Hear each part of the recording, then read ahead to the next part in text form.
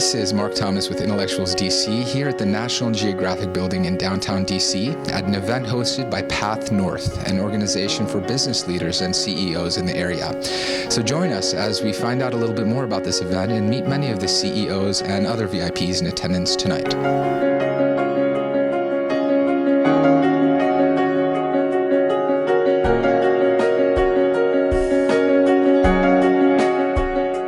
We're here with former Secretary of the Navy, Secretary John Dalton.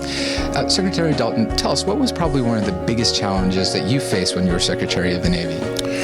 Well, first of all, I love the experience of serving as Secretary of the Navy. Having graduated from Annapolis and served on active duty in submarine force and then being in the reserves, it was just a wonderful honor, and I faced a number of challenges when I was in that office. I was there for 5.5 years, but I love the experience and feel very fortunate to have had the privilege to serve as Secretary of the Navy.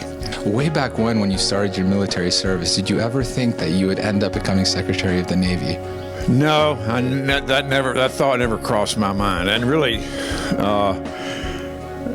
up until the time that I was being considered for the job, I never thought about that opportunity, but I was awfully pleased when the opportunity presented itself, and highly honored to serve in that capacity, and it was something that I feel very blessed to have experienced.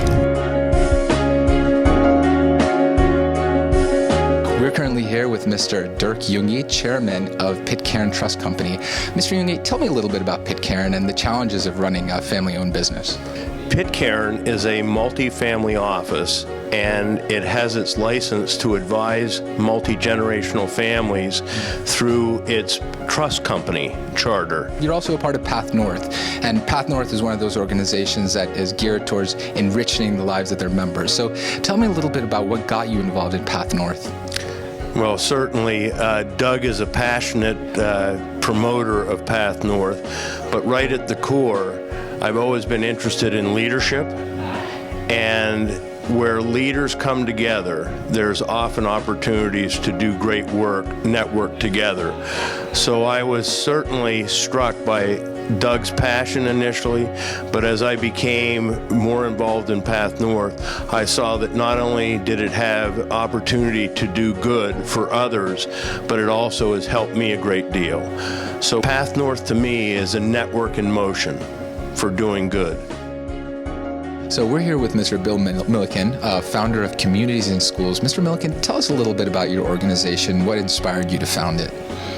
Well, I was in some trouble when I was younger, and somebody came in my neighborhood and got me on a right path, but I didn't do very well in school. I couldn't handle school, and I left Pittsburgh, where I grew up, and I moved into Harlem from 1960 to 71, working on the streets, and came to the conclusion that if I had 35 young people living with me at the time, and I said, they aren't going to make it unless they get an education. So I said, I don't want them to end up like me, not getting to finish school. And so I got into trying to help them out and created a little storefront school back then.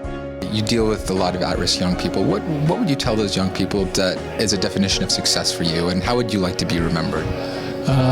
About giving back. If I'm never remembered for anything else, in times I've gotten to testify here in Washington or whatever, I said I've never seen a program turn a kid around, that it's a relationship that turns somebody around, and we have to be willing to walk through the valley of the shadow of adolescence with kids and love them into change.